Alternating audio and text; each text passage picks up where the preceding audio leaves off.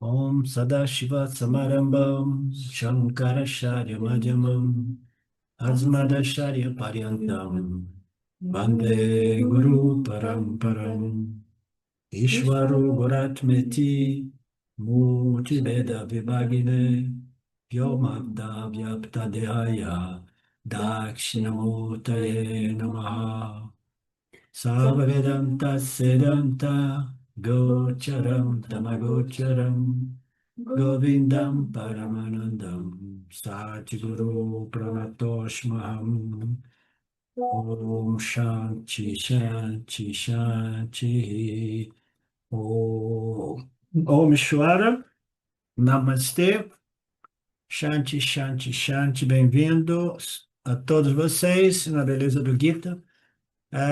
Nós iniciamos o arquivo novo que literalmente entra nos níveis, nas águas mais profundas do Vedanta, né, como eu gosto de dizer, que é a parte um pouco mais filosófica, né, mas não é uma filosofia árida, como muitas vezes nós encontramos no campo da filosofia. Essa é uma filosofia dita ser a filosofia devido à dificuldade, né, do intelecto humano estar realmente sintonizado, purificado, refinado, aclimatizado de modo tal a compreender o tema desta investigação profunda sob a luz dos ensinamentos dos Upanishads. Então, nos dá a sensação de ser uma filosofia. Não, a gente vai, né, sintonizando o intelecto, sintonizando,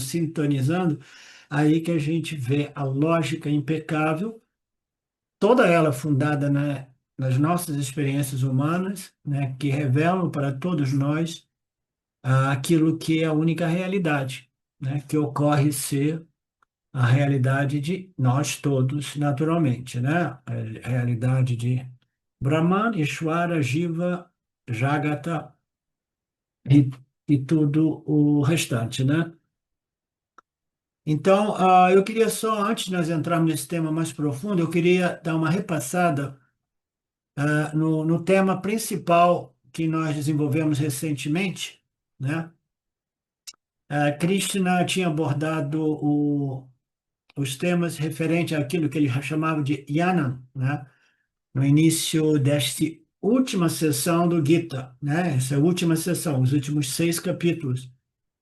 E, e ele entrou falando sobre Yana, e depois ele usou essa palavra Yana num contexto diferente, que era num contexto relativo a virtudes ou qualificações, qualidades mentais, né, espirituais, éticas, morais.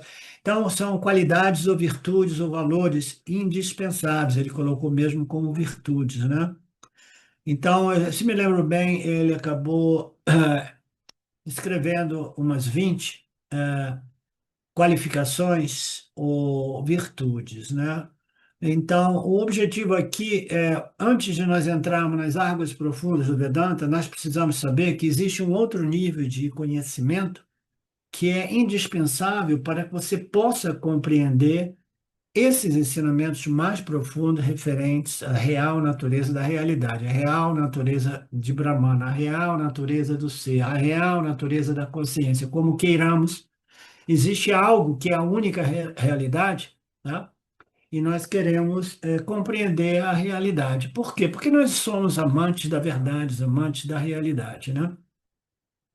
Então, antes de nós entrarmos neste tema final do Bhagavad Gita, que é essa investigação a respeito da real natureza do universo, do ser de Brahman, a nós foi apresentada uma lista de qualificações indispensáveis para esta sintonização, né, com os ensinamentos dos Upanishads, né? Então foram apresentadas como virtudes a serem desenvolvidas, cultivadas, né, mantidas, observadas, seguidas, né, etc, etc. Eu costumo sempre enfatizar que o único modo da gente praticar o desenvolvimento dessas virtudes, porque é impossível a gente assim, eu quero ser virtuoso, né? Então eu vou começar a ser virtuoso. Não. A virtude, ela se manifesta naturalmente na medida que o indivíduo vai se purificando no fogo do conhecimento. Qual conhecimento? Esse conhecimento espiritual completo, né? Esse conhecimento espiritual vai simplesmente frutificando. Qual é o perfume da rosa, né? Qual é o perfume deste processo de conhecimento? É a purificação. A purificação, ela se manifesta como? Ela se manifesta como virtudes. Não é assim, Mariné? Virtudes, tá? Então, aqueles de nós que estamos há mais tempo no Vedanta, podemos constatar o fato que as virtudes, elas são resultados absolutamente naturais decorrentes deste esforço, né, de submeter o intelecto humano aos ensinamentos dessas escrituras reveladas, né? Então, nós vimos muitas virtudes, eu não estou achando aqui a lista das 20 virtudes, mas não importa, eu quero só salientar uma coisa que eu, não, eu pensei que eu ia ter ainda a possibilidade de comentar com vocês isso, mas o novo arquivo já entra direto na questão da natureza de Brahman, vista de um ângulo diferente, utilizando uma outra expressão sânscrita diferente, né? E que é um ensinamento lindo, maravilhoso, que nós vamos apenas entrar um pouquinho hoje e a gente vai explodir nele durante o final de semana. Eu convido que todos vocês fiquem ligados nesse final de semana, porque esses ensinamentos são realmente de uma beleza, o modo qual o Swami estruturou tudo isso, né? O modo que ele vai gradualmente apresentando o significado desta última expressão sânscrita, né? Apresentado pelo Krishna Guru, né? Mas antes disso, eu quero tocar nessa história das virtudes. Entre as virtudes que nós vimos, né, nós temos a não violência, a ahimsa. Todo mundo sabe que a gente não deve ser violento nem verbalmente, nem fisicamente, principalmente, né? E nem mentalmente, né? Mas ainda assim, todas as virtudes, elas não podem ser obtidas simplesmente através da supressão da antivirtude, né? Então, eu quero falar um pouco sobre antivirtude, que o Swami apresentou como virtudes negativas, porque ele apresentou todas as virtudes, tudo que existe no âmbito de Mitya, existe em oposição aos seus opostos, né? Então, o amor, ele existe em oposição ao ódio, tá? Então, a bondade em oposição ao mal, né? A generosidade, né, em oposição à avareza, por exemplo, né? E entre elas, né, a simplicidade em oposição, digamos, à vaidade, né? Como é que se diz? A simplicidade e não, aquela coisa de querer, né, se petecar toda para se mostrar para o mundo, eu esqueci a expressão. Mas uma das qualificações ou virtudes mais importantes, né, que foram salientadas nas últimas aulas, é aquela da humildade genuína, tá? Então, a humildade genuína é algo que não ocorre somente através da disciplina, mas através de um conhecimento profundo a respeito da natureza de Deus e o relacionamento do Jiva com Deus. Porque o ego humano que está sempre competindo com os outros egos e muitas vezes, né, em conflito com Deus e suas leis, né? Então, a virtude, né, de humildade, né? Ela existe em oposição a simplesmente vaidade, né? Vaidade é a pessoa que, né, que tem um ar de superioridade, que tem um ar de se achar, né? Então, aquela pessoa, né, que gosta mais de se achar e está acostumada, né? Um exemplo típico é Donald Trump. Eu não falei para vocês sobre isso, mas eu gosto de futebol e eu fui ver a final do Campeonato Mundial de Clubes, no qual o chefe lá, o presidente da FIFA, né? Ele convidou o Trump para ir lá no estádio, e a final era entre Chelsea e PSG, né? E no final, quando eu vi o Trump foi entrando no campo, aí eu fui ver que ele, junto com o presidente da FIFA, ia dar as medalhas e depois ia dar o troféu para o time vencedor. Então, o que foi mais surpreendente, o que é a ilustração do que eu estou dizendo, uma pessoa vaidosa, uma pessoa exibicionista, uma pessoa que quer ser sempre o centro das atrações. O exemplo típico, a caricatura perfeita, é o Donald Trump. Ele foi lá, deu as medalhas, já querendo roubar um pouco a cena para ele, porque ele acha que tudo é sobre ele, né? Aí, na hora de entregar a taça, ele foi junto com o presidente da FIFA entregar a taça para os jogadores do Chelsea, que venceram, surpreendentemente, o PSG por 3-0. Aí, na hora que deu, assim, o presidente da FIFA começou a pegar o Trump para tirar ele do palco e deixar os jogadores fazerem aquela festa com o troféu. E o Trump não saiu. E o presidente da FIFA querendo tirar o Trump, e o Trump lá no meio dos caras, né, assim, e os jogadores do Chelsea olhando o que esse velho escroto está fazendo aqui, ele ficou lá. Aí não teve jeito, os jogadores começaram a pular com a taça, né? E o Trump ficou dando uns pulinhos lá, uma coisa mais ridícula do mundo. Ele pensava que todo aquele holofote, toda aquela luz era sobre ele, entendeu? Aí depois de um pouco a situação estava ficando tão ridícula, né, e idiótica, né, que o presidente da FIFA foi por trás e entrou na multidão dos jogadores e começou a querer puxar ele. Então, com muito esforço, ele tirou o Trump do pau. Isso foi comentado em nível de deboche na Europa, onde a cultura do futebol conta, né? A figuraça que fez o Trump. Isso para ilustrar um pouco o caráter de uma pessoa que gosta realmente de haver um holofote, atenção. Então é o oposto de quê? É o oposto da humildade genuína, entendeu? Uma pessoa humilde, é uma pessoa simples, uma pessoa que permanece mais no invisível, né? Você vê o exemplo do Ramana Maharaj, ele ficou tão invisível, os caras tiveram que, através de experiências místicas, descobrir ele escondido nas cavernas lá no sul da Índia, né? Para salvar a vida dele até mesmo. Então, eu estou falando isso porque existem virtudes. Agora, o ego humano, ele é capaz de converter algo que é considerado uma virtude positiva numa antivirtude. Então, esse é o que eu quero ilustrar aqui, dar alguns exemplos, né? Suponhamos que eu tenha uma virtude de não beber álcool, tá? Eu não bebo álcool, né? Isso é uma virtude? Sim, as escrituras até dizem, né, que o álcool é realmente muito nocivo para o seu processo espiritual, é melhor não beber, é uma virtude estar distante de tudo isso. Aí a pessoa fala, eu sou uma pessoa virtuosa porque eu não bebo álcool, né? Mas a pessoa se sente porque ela é virtuosa porque ela não bebe álcool.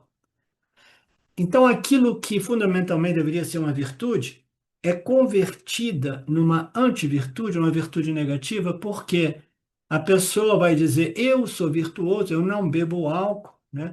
E ela vai se sentir, né? Vai se afirmar, vai se sentir superior, vai se sentir especial, entendeu? Então, aquele sentimento como é que se diz? De. ah, self-importance, de alta importância, entendeu? O ego pode converter qualquer uma de nossas virtudes, entendeu? Num sentimento de self-importance que destrói a virtude, porque na verdade a virtude, o que caracteriza uma virtude é muito menos aquilo que a gente faz, aquilo que a gente diz, mas é o espírito, a atitude por trás daquilo que nós vemos como as minhas virtudes. A pessoa que é virtuosa, que está sempre chamando a atenção, porque eu sou isso, eu sou isso, eu sou aquilo, ela está literalmente destruindo aquelas virtudes, qualquer que sejam, em antivirtudes. Por quê? É o ego que conta, entendeu? É o sentimento, eu sou o fazedor, né? e eu sou a pessoa que se sente virtuosa ou não virtuosa, né? Então, se eu me sinto virtuoso por causa de qualquer coisa, se essa identificação fizer de mim uma pessoa vaidosa, orgulhosa, entendeu? E com um ar de superioridade, né? De eu sou certo, você é errado, eu sou perfeito, você não é perfeito. Tudo isso é o ego destruindo, muitas vezes, coisas que parecem ser virtuosas, mas não são fundamentalmente virtuosas, tá? Porque no final, existem diversos exemplos, eu poderia dar aqui, tá? Mas é mais ou menos isso que eu queria conversar com vocês. Eu não estou achando aqui as virtudes, porque quando eu li de Nós Virtudes, aí eu comecei a lembrar de diversos exemplos do modo qual o ego, né, esse sentimento, eu sou aquele que penso, aquele que fala, aquele que desfruta de tudo isso, né? A minha autoimagem. Se ele desenvolver, se for uma autoimagem com um senso de vaidade, de superioridade, de importância, né? De se achar, né? De chamar atenção para si, etc, etc. E muitas vezes as pessoas vivendo suas vidas no mundo, elas sendo aparentemente pessoas boas, aparentemente pessoas capazes, talentosas, etc. Mas essas características do ego muitas vezes cancelam as suas virtudes, porque às vezes as pessoas veem por que algumas pessoas estão tendo, né, um pouco de implicância comigo, ou alergia a mim, entendeu? Ou isso e aquilo. Por quê? Ah, porque de repente você está passando uma área, né, um ar de ser mais importante, de ser mais certo, de ser mais superior, isso, aquilo. Às vezes a gente entra em conflito com pessoas assim no meio ambiente sem saber por quê, entendeu? Mas sutilmente é o espírito de self-importance e de superioridade, essas coisas que as pessoas sentem, as pessoas percebem. Você compreende isso, Márcia? Naturalmente, né? Uma das coisas mais bonitas é você encontrar uma pessoa genuinamente espontânea e humilde, né? Sem precisar de esforço para enrustir vaidade, nada. A pessoa é o que é, espontaneamente, mas você pode ver que a pessoa é realmente uma pessoa simples e humilde, né? Mas se essa mesma pessoa, né, se achasse, né, simples e humilde, aquele se achar, e se ele começasse a expressar, vejam como, né, eu sou simples e humilde, o ego já destrói tudo. Ele sai arrastando e destruindo tudo, destruindo. Todas as nossas virtudes podem ser destruídas através deste sentimento de egóico, de não, de se achar, de alta importância e essa imagem, entendeu? Sempre competitiva, comparativa com os outros, que fundamentalmente lá no fundo do poço deriva de um sentimento de inadequação que é inerente a quase todo ser humano. O professor, Ninguém tem. no chat está aí as 20 virtudes. Se você quiser olhar aí, ó. Obrigado, Marcelo. Deixa eu dar uma olhada rápida aqui.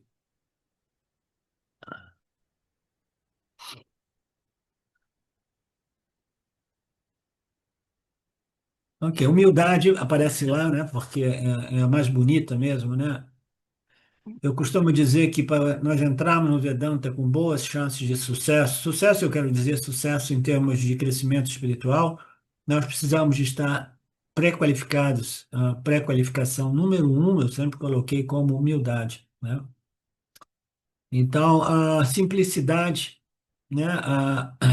A não violência, o valor pela não violência, a paciência que eu coloco como a segunda pré-qualificação, humildade, paciência,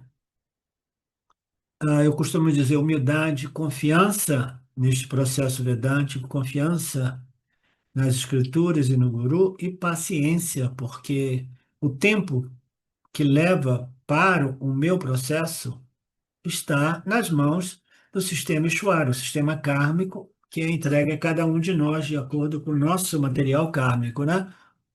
Então, a pureza, a firmeza, o autocontrole, né, o desapego aos objetos, né? Então, por exemplo, uma pessoa pode ser aparentemente desapegada, né? Mas você pode observar que existe um ego sutil. A maioria das pessoas, entre vocês mesmo, tem muita dificuldade de identificar o ego sutil do indivíduo, entendeu? Você precisa ser mais sábio do que o outro para sentir o cheiro do ego sutil, da arrogância sutil, da vaidade sutil, tá? Então, este desapego, ele pode aparecer um desapego assim aos olhos da maioria das pessoas, simplicidade pode parecer, né? Mas ela transpira aos olhos mais refinados de algumas outras pessoas, entendeu? Como assim? O cara, ele simplesmente, ele se acha realmente a pessoa mais desapegada do mundo. Você lembra aquela historinha da última aula?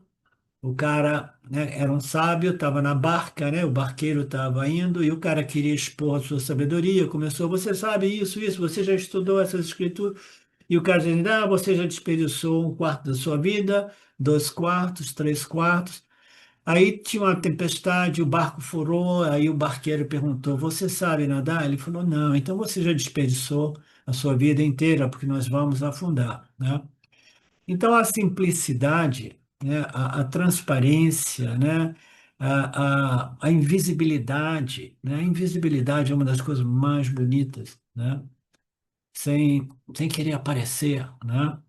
Então, isso sim são sinais mais profundos de virtudes, né, mais essenciais do aspecto das virtudes, que na superfície podem ser manipuladas, né, para criarem uma imagem que não sempre é leal à realidade do ego, né? A coisa mais comum é as pessoas fazerem caridades e se sentirem muito virtuosos com eles mesmos, e aqui e ali vaza, entendeu? O cara, eu fiz isso e aquilo, eu fiz isso e aquilo. Você vê as pessoas estão sempre falando delas, contando as suas histórias, eu isso, eu aquilo, eu isso, eu aquilo. Isso tudo é vaidade, quase que invariavelmente.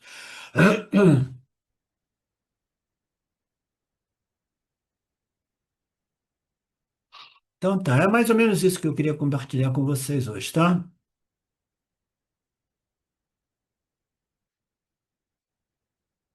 Então vamos entrar nesse texto, nesse arquivo lindo, maravilhoso.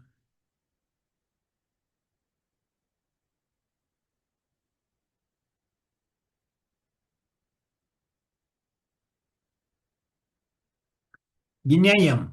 Guinéan, eu não sabia como pronunciar na última vez, né? Então eu fui ouvir os áudios do Swami hoje de manhã, Guinéan. Ah, nós vimos nos arquivos anteriores, né? Foi discutido, assim que nós entramos nesse último estágio, começando pelo capítulo 3, nós entramos no tópico da discriminação entre o espírito e a matéria, né? E aí o espírito, né, é aquilo que precisa ser conhecido por todos, né? Ele foi apresentado como Kshetranya. E Kshetra é o mundo da matéria, né? E agora nós entramos no finalzinho desse processo, nós entramos no Yana, as qualificações necessárias ou as virtudes, né? E agora o Swami, o Krishnaji, está introduzindo outro tópico muito importante, é Gnana. Essa palavra Gnana significa, mais uma vez, aquilo que precisa ser conhecido, o conhecimento que precisa ser conhecido por todos aqueles que realmente querem, né, remover a problemática da dor psicológica humana, né, emocional humana. Então, essa palavra, Gnana, significa, mais uma vez, aquele conhecimento que todos, né, devem conhecer, porque eles vão entregar aquilo que todos estão lutando para haver, né? Então, nós estamos falando já, as pessoas já desenvolveram qualificações ou virtudes, e agora nós entramos no tópico do Guinéa, né? Aquele conhecimento que deve ser conhecido por todos, é a verdade suprema, a única realidade do universo, né? Todo mundo precisa disso porque o conhecimento da realidade do ser, a realidade do universo, essa suprema realidade, né?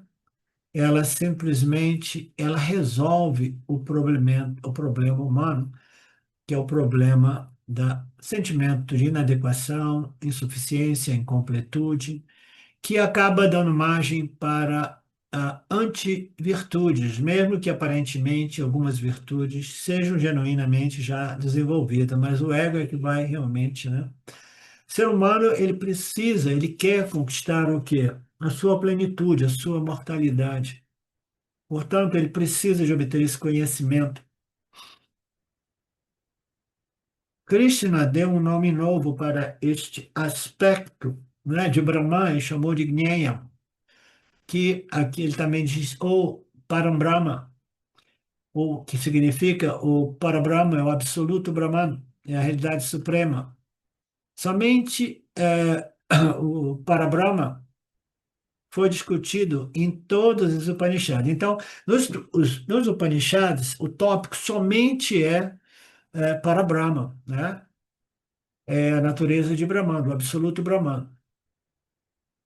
É por isso que as escrituras do Upanishads são conhecidas como Brahma Vidya, né? Conhecimento de Brahman. Elas lidam principalmente com este tópico.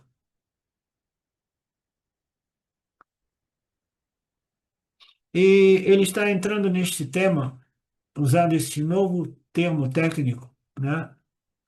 Para nos apresentar o que? A essência dos Upanishads.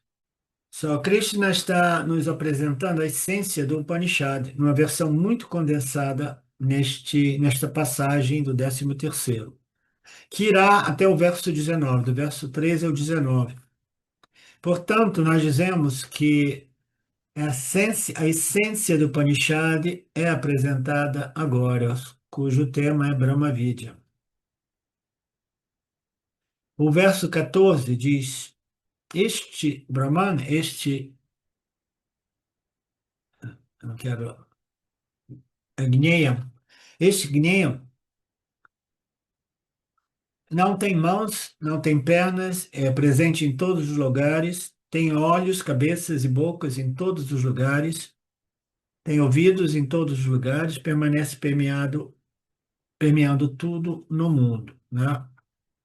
Então, este, né, este Parabrahman, né, ele tem os mãos, as pernas, as cabeças, os braços, ele tem todos os membros de todos os seres humanos vivos em todos os lugares, né? Olhos, cabeças. Então, ele está dando uma indicação da total pervasidade, né? Pervasidade, pervasivo,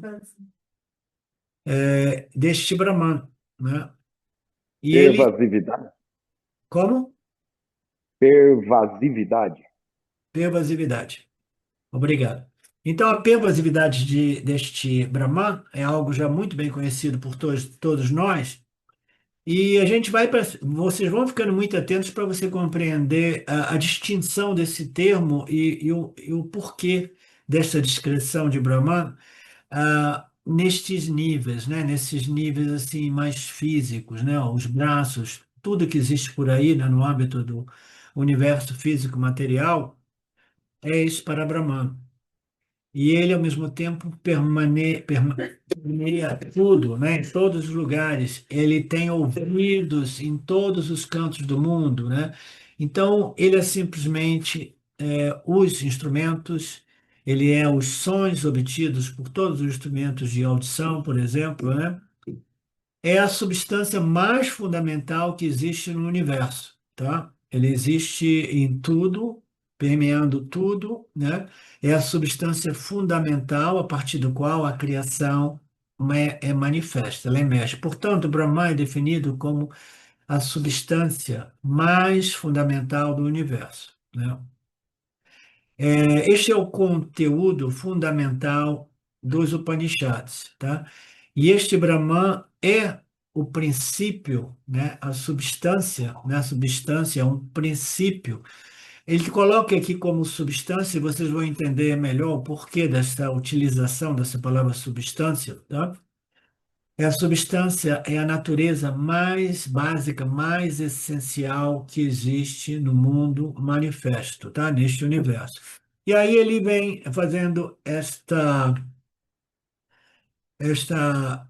introdução no mundo da ciência, dizendo que todos os campos do conhecimento científico estão ali buscando aquilo que talvez seja a substância mais fundamental no nosso mundo manifesto, tá? Então, o que é a substância, né? Os cientistas, eles acreditam, se nós buscarmos essa substância que parece ser a causa, né, mais fundamental a partir do qual o resto foi desenvolvido, né?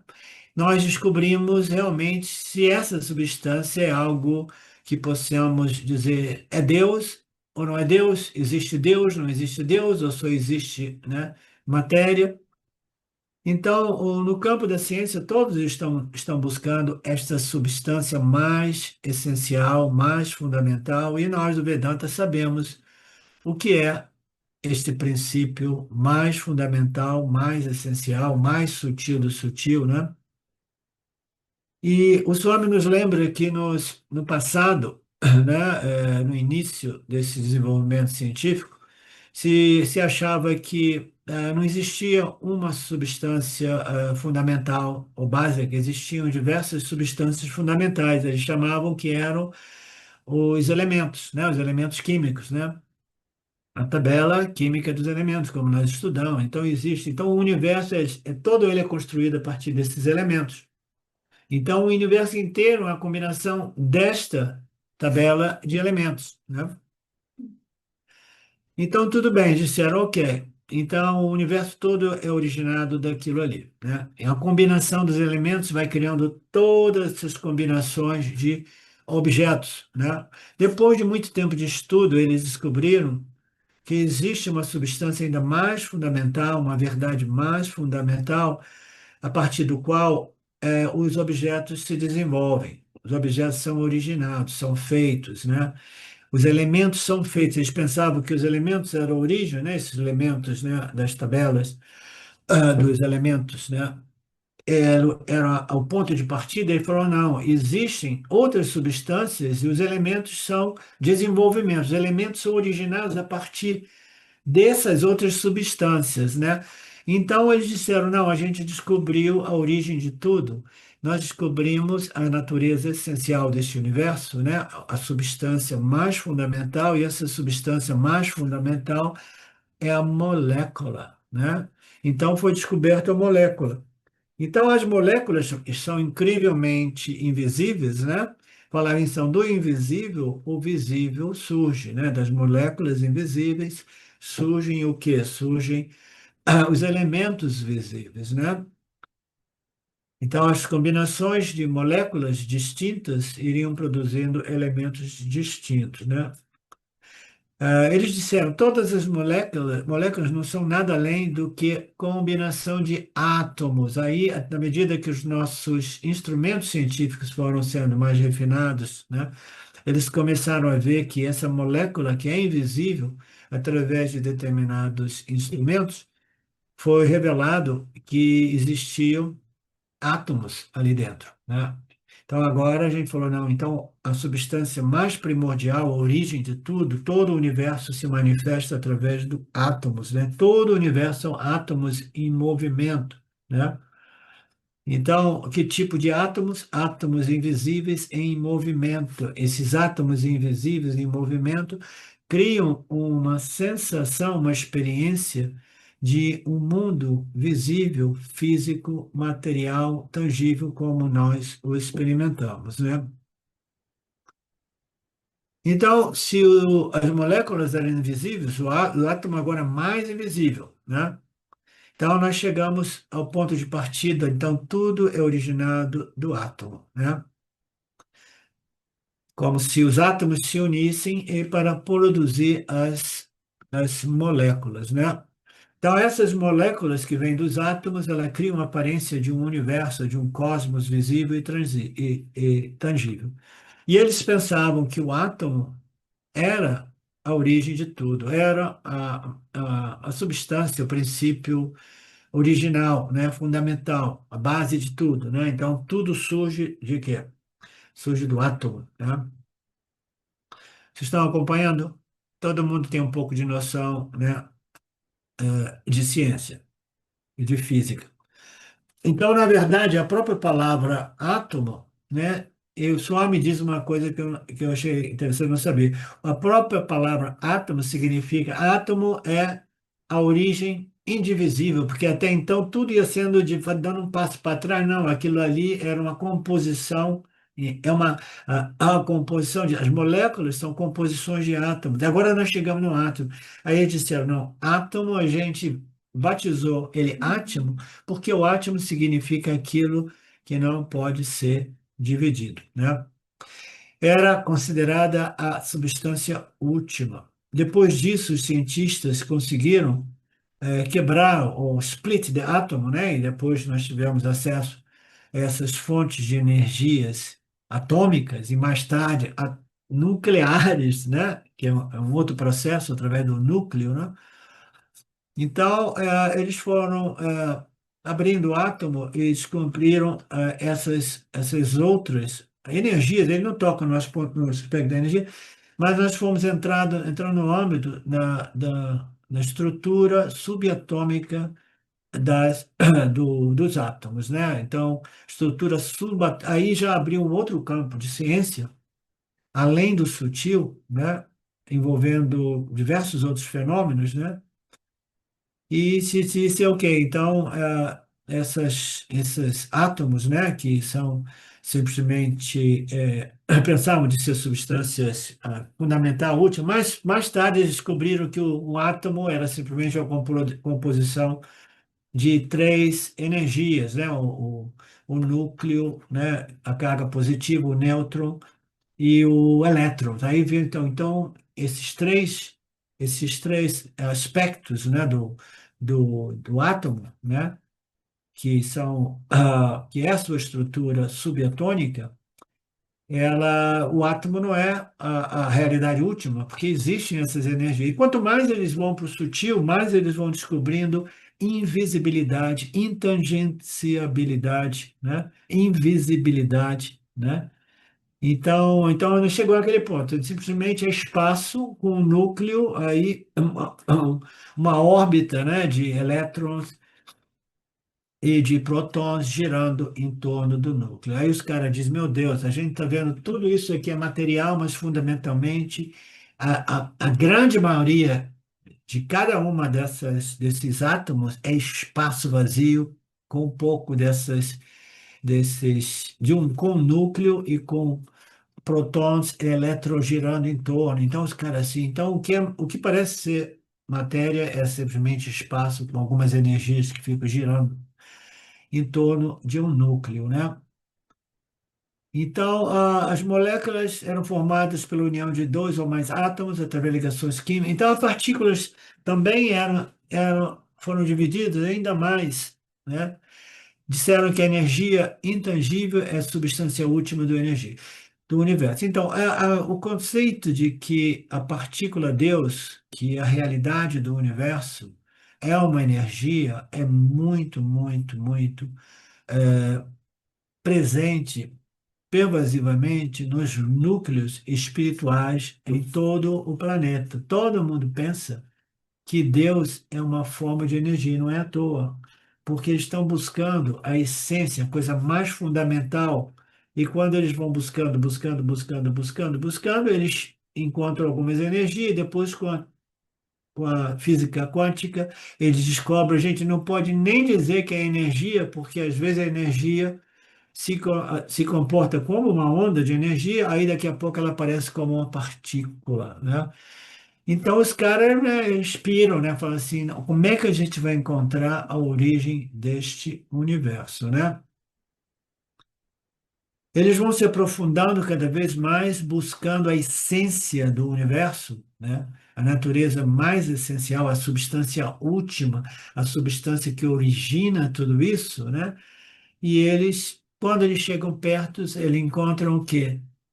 invisibilidade, intangenciabilidade, entendeu? Imaterialidade, energias, aí depois a energia não é realmente a energia, né? E em relação ao espaço, em torno dessas energias, o espaço é enorme, entendeu? É milhares de vezes maior do que aquelas energias que circulam, né? Então eles chegaram à conclusão de que mais eles vão se aprofundando, mais aprofundando, então a realidade mais final, né, mais última, a essência original de tudo é energia, são determinadas energias, depois eles dizem não, não é isso assim. Aí alguns dizem que não, é o espaço, né? Aí o espaço, o que é o espaço, né? Aí entra num tópico menos científico e mais filosófico, e a ciência não gosta de filosofia.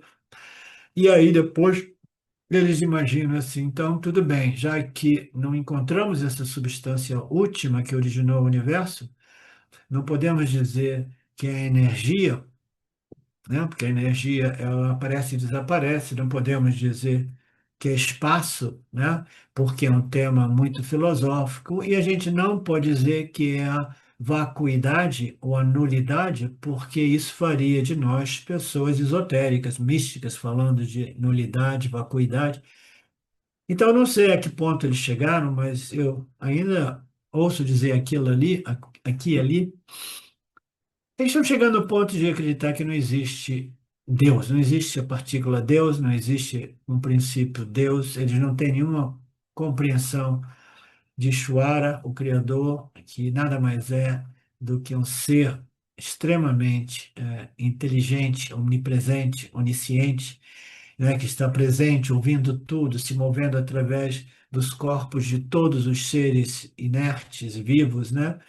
Então, qual é a substância original básica mais fundamental, né? Este é o tema do Vedanta, né? Que a ciência não é capaz de encontrar, porque a ciência ela não está, os cientistas não têm as suas mentes preparadas, climatizadas, sintonizadas com os ensinamentos dos Upanishads, que descrevem que existem duas ordens de realidade.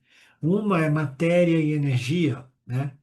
Que fundamentalmente ela vem das energias sutis, mas elas se materializam de acordo com órgãos sensoriais de alguns seres vivos, que nos permite, seres humanos, né, encontrar tangenciabilidade, né, em alguns objetos e invisibilidade em alguns objetos. Então, essa galera que vive por aí tentando encontrar a natureza da realidade, eles acham que eles têm que descobrir alguns aparatos científicos que permitam a gente ver todas essas dimensões invisíveis, entendeu? Né? Não somente o infrared, mas tudo. Às vezes eu vejo o meu cachorro, uma vez a, a minha primeira esposa, recentemente, eles adotaram um cachorro, aí se apaixonou, etc, etc, e começa a viajar e começa a ler. Ela disse que o cachorro, eles têm uma capacidade, ela não entende muito bem nada disso, mas eles têm uma capacidade mística de ver coisas místicas, coisas invisíveis. Mas a gente sabe que uma coruja vê muito bem de noite, né? E de dia ela fica cega, né? Cada uma dessas criaturas vivas tem uma estrutura de instrumentos sensoriais que vão captar dimensões ou aspectos diferentes deste universo. O que a gente vê visivelmente é o que a gente vê. O nosso corpo, mente e sentido foi desenhado para entrar em contato com a gente entra aqui.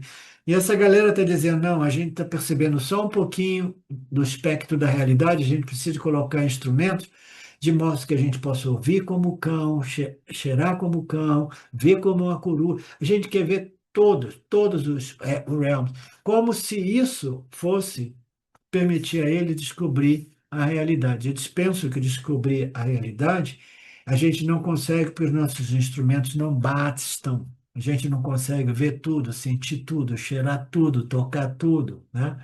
Eles não compreendem que não é no âmbito dos objetos, né, obtidos através de quaisquer que sejam, né, a estrutura dos nossos órgãos dos sentidos, Não é lá que se encontra a realidade se encontra onde? Né? Na consciência, na existência de Brahman, nossa própria consciência, nossa própria existência, né? Então, o processo de investigação dos caras chegou a um ponto que eu acredito que o materialismo ele está explodindo, não é à toa, porque a ideia, o conceito de um Deus criador foi jogado pela janela já há algum tempo, tá? O Vedanta compreende tudo isso, o Vedanta tem a resposta para tudo isso, ele sabe o que é a substância mais fundamental. O Vedanta chama isso de Brahman, ou Parabrahman, né? Então, esse Parabrahman é apresentado por Krishna Guru aqui como Gneyam, né? A substância mais fundamental, mais básica, mais original desta criação. Essa substância fundamental é o mais sutil, o mais intangível, o mais invisível, o mais abstrato, o mais inaudível, o mais sem forma, o mais insípida. Ela não tem nenhum atributo que possa realmente ser capturado através dos nossos cinco sentidos. De vez em quando, para completar a história dos cães, de vez em quando tá de noite, assim, eu fico dando uma olhadinha para ver meu cachorro. Aí quando eu vejo, ele começa. Eu tenho uma clara sensação que ele está vendo alguma coisa que eu não tenho a menor condição de ver. Porque ele começa a ir assim, olhando, vai olhando para cima, assim. Eu falo, será que eu botei alguma coisa errada na comida dele? Ele deu uma endoidada? Ou será que a minha ex-mulher tem razão e ele vê coisas que nós não vemos, né? Então, Brahman é aquilo que não pode ser visto nem mesmo pelo meu cachorro, por nenhum outro cachorro, por nenhuma coruja, não pode ser ouvido, porque não tem nenhum atributo que possa ser adequado a qualquer que seja a construção sensorial de seres distintos no reino animal, né? Então, é o mais insípido, né?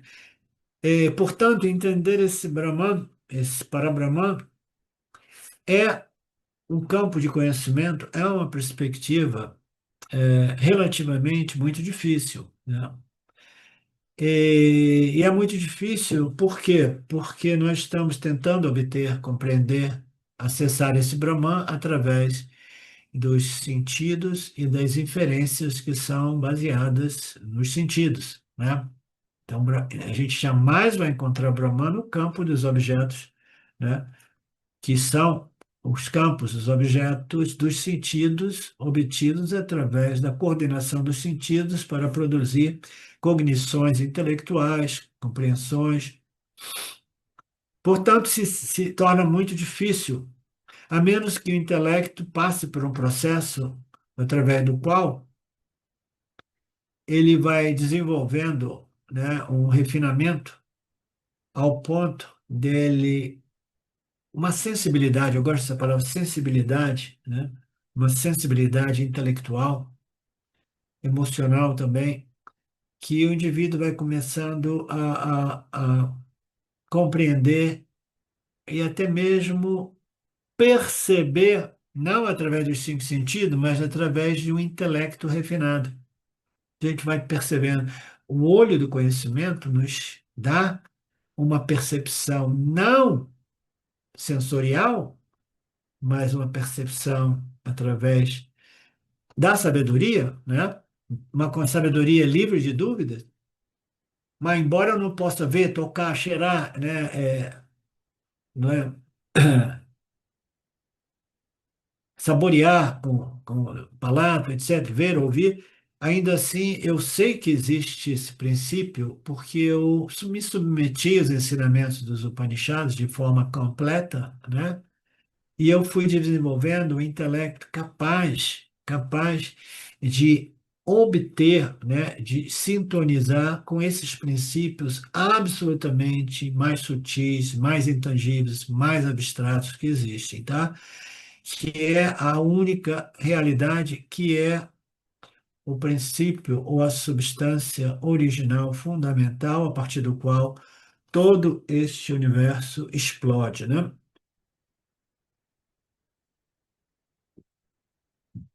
Se o intelecto não estiver devidamente refinado, preparado, o Vedanta vai parecer uma filosofia ou uma confusão de palavras que realmente não possui o potencial de transformar a vida de ninguém. Apenas filosofias, amontoados de palavras, porque estamos tentando conceber algo, né, que não tem nenhuma praticidade, concreteza ou tangibilidade. Mas ainda assim, se você continuar pensando, estudando repetidamente, voltando para os ensinamentos, lentamente, gradualmente, mas definitivamente, certamente, o seu intelecto irá se refinar, se irá se refinando ao ponto de você começar a ver que tudo isso faz muito sentido, né? Quanto tempo leva para esse processo? Nós não sabemos, porque depende do estágio de desenvolvimento e o nível de refinamento e pureza que já nós encontramos, tá? Então, é possível desenvolver? Sim, a gente começa esse processo através do Karma Yoga, Dhamma Yoga e o Nididhyasana, o Shravana Manana Nididhyasana, né? O Yin Yoga do Vedanta é um grandíssimo refinador ou purificador do intelecto, né? Se você persistir voltando para isso de novo, e se você tiver uma base já bem estabelecida através do Karma Yoga, observação do Dharma, a devoção, etc., etc., então é uma questão de persistência sistemática, né? Para que todo este ensinamento, que a princípio parece uma, um, como é que se diz? Ele colocou aqui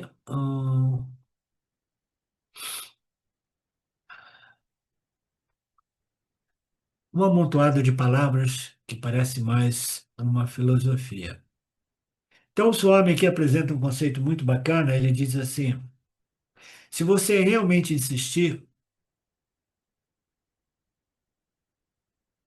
ok, não, peraí. Então, ok, tá. Parece uma confusão de palavras, um amontoado de palavras, etc, etc. Mas ainda assim, se você persistir, submetendo a sua mente a esses ensinamentos, refletindo, contemplando, né? Persistindo, eu quero compreender, eu quero descobrir qual é a origem de tudo isso, né? Gradualmente as palavras começarão a fazer sentido, mas isso requer o quê? Uma aclimatação intelectual. Então, essa é um conceito lindo, maravilhoso, o conceito da aclimatação intelectual, né? Então, o que é essa aclimatação? É um processo de desenvolvimento intelectual, parecido com você se tornando mais e mais sintonizado com a natureza da realidade, na medida que você contempla no mais sutil, no mais intangível, no mais invisível, nas palavras dos Upanishads, etc. E aí você vai sintonizando com a natureza da realidade, o seu intelecto vai sutilizando, vai se expandindo, né? Vai se refinando, vai se purificando. E aqui o Swami apresenta essa analogia simples, mas linda, maravilhosa, poética, aclimatação intelectual. O que é essa aclimatação intelectual, né? A gente sabe que a gente, quando vai num lugar, vai no outro, a gente tem que se aclimatar um pouco. Quando a gente sai de um quarto cheio de luz para o escuro, ou vice-versa, a gente precisa dar tempo para que as nossas pupilas se aclimatizem, né, com um novo, com a luminosidade maior ou menor no ambiente. Intelectualmente, quando a gente entra no âmbito das águas mais profundas do Vedanta, igualmente a gente precisa de um tempo para que o nosso intelecto vá se aclimatizando, vá se adaptando, né? Se expandindo, se refinando, né? Você tem que esperar um minuto ou dois, gradualmente os seus olhos vão se acostumando com a luz de fora ou do escuro de dentro, né? Isso é chamado de aclimatação ou preparação dos olhos. Do mesmo modo, a gente precisa deste processo de adaptação, de aclimatação, de refinamento, de purificação, de sensibilização do seu intelecto, preparação para que ele possa desenvolver a visão do Vedanta, a visão da realidade. Do mesmo modo que nós precisamos preparar os nossos olhos para passar de um ambiente a outro, né? A Betânia me dizia aqui, porque ela mora num ambiente muito rústico, né? E muito, extremamente rústico, não tem luz, né? Então, de noite, ela diz que é um ótimo exercício você dar um tempo, ir na escuridão, aí você vai se habituando, né? Os seus olhos vão simplesmente se adequando, aí quando você vê, você está vendo no escuro, que nem uma coruja, né? Então, tudo isso pode ser obtido, né? E testemunhado, verificado, de modo bem simples, né? Para entender Brahman, nós precisamos desta aclimatação intelectual. Aqueles alunos ou discípulos que são iniciantes, para eles, este tópico, o tópico da real natureza de Brahman, como apresentado no Yin Yoga, pode parecer difícil, pode parecer um monte de palavras simplesmente vazias, e o indivíduo talvez fique desapontado. Mas é impossível que todos saibamos que lentamente, com insistência, com perseverança, o intelecto irá se preparar, irá se aclimatizar. Portanto, como devemos abordar este tópico? Nós observamos aqui na introdução o Swami apresentando que muitas substâncias no mundo, né, elas pareciam ser a substância última, né, a mais fundamental, né? E nós vimos isso. E aí o Swami aqui ele faz um pulo de um assunto para o outro sem fazer muita conexão, mas eu vou explicar aqui, né? Como a gente vai entrar nesse tópico? Como a gente vai abordar?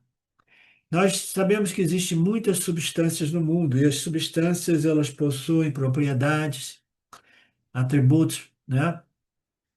E aí ele fala assim: quando você vemos uma pessoa, você a qualifica e diz que essa pessoa tem essa ou aquela propriedade ou atributo ou qualidade, né? Então aqui nós vamos entrar. É uma pena que a gente não vai ter muito tempo, mas eu vou repetir esse início aqui, né? Então, quando nós vemos qualquer objeto, a gente vai catalogando, qualificando ela, dizendo: esta mulher é baixa, esse homem é baixo, esse homem é alto, aquela mulher é magra, esse homem é gordo. Eh, as pessoas, uma pessoa é clara de pele, outras não. Então, a linguagem através do qual nós catalogamos e qualificamos tudo, né, nos nossos files, nos nossos arquivos, usam sempre dois princípios. Um é um substantivo e o outro é um adjetivo, né? O adjetivo geralmente se refere a uma propriedade, né? Ou a um atributo, né? Ou uma característica, um atributo, uma propriedade ou uma qualidade, ok? Então, o adjetivo se refere a isso. Por exemplo, o homem, né, ele tem diversas possíveis propriedades. A gente pode dizer ele é bonito, é feio, é alto, é baixo, é tolo, é inteligente, né, etc, etc. Todos isso são atributos, propriedades, qualificações, qualidades, adjetivos. Em inglês, o adjetivo se refere às propriedades de um objeto, tá? Eu não sei exatamente como é na situação da língua sânscrita ou do Tamil, lá, mas em inglês o objetivo, né, se refere às qualidades de um objeto, né, como, né, um copo pequeno, um copo largo, um copo é, estreito, né? Geralmente o substantivo, por exemplo, a árvore, né? E o alta, pequena ou grande, ela significa o quê? É o adjetivo, né? É um aspecto da árvore, né? Então, a árvore é o substantivo, né? E alta, baixa, grande, velha, jovem, né? Já são as características ou propriedades ou atributos referentes a essa árvore. Do mesmo modo, o homem gordo, os substantivos, como árvore, como homem, se referem à substância, né?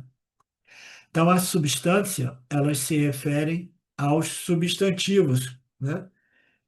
Como árvore. E a qualidade é o quê? Uma árvore grande, uma árvore pequena, um homem gordo, magro, inteligente, burro, etc., bonito, feio. Então, nós temos sempre a substância, o substantivo e o adjetivo, a substantivo e o adjetivo, né? Em geral, né, o substantivo vem na frente e o adjetivo vem depois, né? A mulher, bonita, né? O homem, feio. Então, nós temos substantivo e adjetivo. Quase sempre assim na língua portuguesa, tá? Hã? Mas na inglesa mais claramente do que no português, tem algumas coisas que aparece uma inversão, né? O substantivo vem depois do adjetivo, e ele vai explicar isso. Importante saber que o substantivo, em geral, revela a substância, e o adjetivo, em geral, revela a propriedade ou atributo. É por aqui que a gente vai começar. Adjetivos revelam propriedades, substantivos revelam substâncias. Esta é a coisa que, em geral, nós vivemos. Nós vivemos sempre deste ponto de vista. E se o homem está construindo, construindo, construindo, eu peço que vocês permaneçam focados, porque o que se revela através dessa construção do Swami requer realmente essa base construída gradualmente para que a gente possa realmente valorizar e compreender a profundidade desta exposição brilhantíssima. O Swami aqui fazendo um trabalho brilhantíssimo, né? Você sabe que eu sou muito fã dele, mas de vez em quando eu fico assim, uau, de tirar o chapéu mesmo. Agora, a outra experiência que nós temos, que também temos que observar. Quando eu digo um homem gordo, uma árvore alta, um objeto redondo, um objeto quadrado, essa é a minha experiência, o que eu experimento. Agora eu vou lhe dar um outro conjunto de palavras. Eu digo que há uma pulseira de ouro, tá? Pulseira de ouro, né? Então, há uma cadeira de madeira. É que no inglês fica mais fácil de compreender essa inversão de adjetivo e substantivo, nesse caso. No inglês se diria a golden bracelet, a wooden chair, you understand? Então, vem a substância real, vem na frente, e o substantivo, né? A, a substância vem na frente. Não, a madeira, a wooden chair, né? Então, a chair é o substantivo que vem depois do adjetivo, que é wooden, tá? Quando eu digo que o adjetivo e o que é o substantivo, pulseira de ouro. Quando você diz, por exemplo, o que é o adjetivo? De ouro é o adjetivo e pulseira é o substantivo, tá? Então, pulseira de ouro. E quando eu digo cadeira de madeira, de madeira é o adjetivo, né? E a cadeira é o substantivo. Você vê que já inverteu, né? Porque o substantivo, no passado, nos outros exemplos, significavam a substância mais essencial, né? E o adjetivo, o homem é o substantivo, e gordo, alto, magro e feio, ou belo, era o adjetivo, né? Então, agora, neste caso específico, quando eu digo pulseira de ouro, o adjetivo ouro revela uma substância ou uma propriedade. A palavra de ouro, quando você diz a palavra de ouro, ela não se refere a uma propriedade, mas à essência da pulseira, né? Então, se refere à essência da pulseira, tá? Já não se refere à propriedade, mas à essência, né? Se refere a uma propriedade, embora as palavras sejam uma solução adjetiva, né? Por exemplo, pulseira de ouro, né? Então parece que a pulseira realmente é a substância e de ouro é o adjetivo, né? Mas, na verdade, essas palavras parecem ter essa construção, né? Mas, nesse caso peculiar, as palavras de ouro se referem à própria substância e não uma propriedade ou qualidade da pulseira. Então, a pulseira é uma propriedade, uma qualidade do ouro e não vice-versa, né? Então, de ouro se refere à própria substância da pulseira. De ouro se refere à substância ouro e não uma propriedade da pulseira, tá? O ouro é a substância, é a realidade da pulseira, que é simplesmente um namarupa, que é somente um adjetivo para aquilo que é o ouro, mas dá a impressão que a pulseira está dando origem ao ouro, né? Mas o ouro não é um adjetivo, o ouro é o substantivo, e pulseira é o adjetivo, é a propriedade, é um desdobramento daquilo que é ouro. Do mesmo modo, a cadeira de madeira é um adjetivo, não se refere a uma propriedade. O adjetivo de madeira aqui significa que a substância nada mais é do que madeira, né? Madeira. A cadeira é o namarupa. A cadeira, sim, é, é um adjetivo. O substantivo, a essência, é a madeira, né? Nestes casos em particular, o que parece ser o adjetivo, na verdade, está revelando ser a substância e não uma propriedade, né? Ou um atributo ou uma qualidade, ou um adjetivo. Enquanto que eu, enquanto que quando eu digo uma pessoa alta, o adjetivo revela uma propriedade, propriedade é altura, né? Medida de altura. Mas quando eu digo pulseira de ouro, o adjetivo de ouro está revelando o que é a essência daquela composição entre sujeito e objeto. Então, o de ouro significa a substância, a essência da pulseira e não uma característica da pulseira, como se a pulseira fosse realmente a essência do ouro a partir do qual essa essência, essa pulseira foi feita.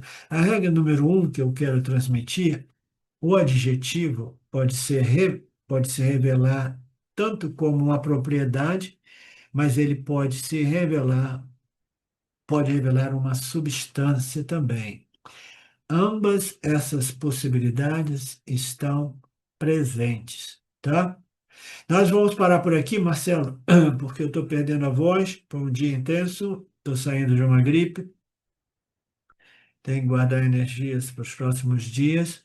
E vocês estão ficando cansados. Essa parte aqui é uma parte mais cansativa, difícil, mas é simples. Depois vai ficando cada vez mais simples de compreender aonde tudo isso está nos conduzindo, que o final é final de fogos de artifício. Aí a gente vai compreender a construção toda. Não é assim, Marcelo? Você que leu e editou o texto? Sim, eu vou dar uma dica aí, quem puder, dê uma lida nesse arquivo, é muito legal e vai facilitar muito para a próxima aula, entendeu?